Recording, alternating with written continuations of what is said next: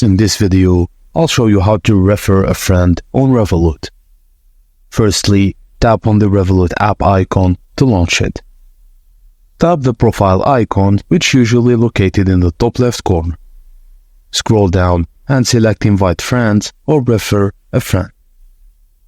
Select how you want to refer your friend via SMS, email, or social media.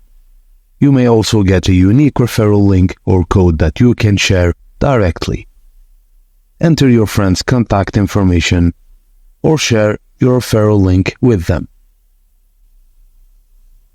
After that, you can monitor the Invite Friends section to see the status of your referrals and any rewards you may earn. Your friend will need to sign up and meet any required conditions, such as making a qualifying transaction, for you to receive any referral bonuses. And that's it, guys. Thank you for watching, and please don't forget to like and subscribe for more.